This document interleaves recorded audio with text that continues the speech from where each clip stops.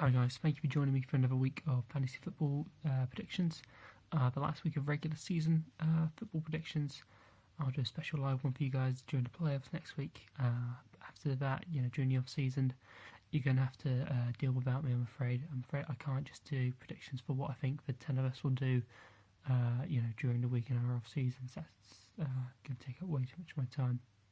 So I'll get started on the fantasy football predictions. And I'll start with me versus Tom. It's going to be a difficult one to call. Jones did well, but not fantastically for Tom on Thursday night versus the Saints. I think I'm still going to tip Tom to win here because I've got a couple of difficult matchups coming with Wentz at the Rams.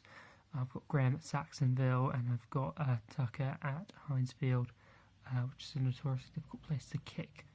Our game, I think, certainly the one to watch is going to be Philly versus the Rams. We've got dueling QBs there, which is going to be a really interesting one for us to watch. Next, I'll move on to Tris versus Ian. This is essentially, I think, a battle for one of the playoff spots, if my maths is correct on that.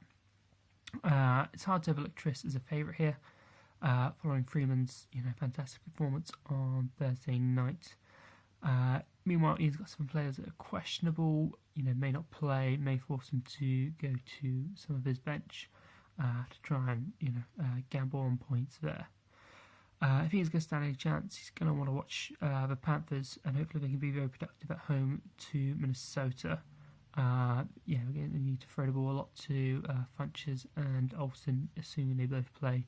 And on defence, they're really going to need to see Thielen shut down, which hasn't happened much so far this season. Next, we move on to Tread versus Phil. Phil's coming into this game with an insane losing streak, considering where he started.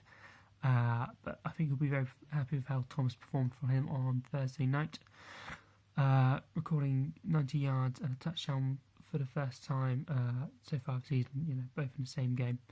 I think Phil wins here. I think it's going to be an interesting watch in terms of a QB battle. You've got Rivers coming in with a really hot hand, going up against Washington. Meanwhile, you've had Prescott, who's looked really average since Elliott went out, and they've started to not stack the box quite as much. Dallas versus Giants, certainly the game to watch here, I think. Next, we move on to Brad versus Andy. Brad so far has fallen behind in this matchup. Solid night for Breeze for Andy, while Brad didn't get too much from Lutz or Kamara, with Kamara going out halfway through the first quarter with a concussion. So I think we're going to tip Andy to pull out a surprise win here. Hopkins should have a fantastic fantasy day going up against Akilla Witherspoon, quarterback for the 49ers. Who he's I think 180 and 5'11". He really is a stick man compared to Hopkins and the size he plays with. And he's going to have to hope that Utz and Forte are healthy and going at full speed. But I think he stands a really good chance of winning this week.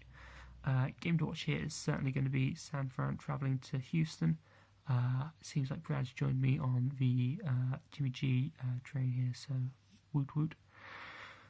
Finally, we've got Mo versus Ryan. Mo only put up 6.84 points with Matt Ryan going on Thursday night. So it's hard to see how he could possibly consider the favourite here.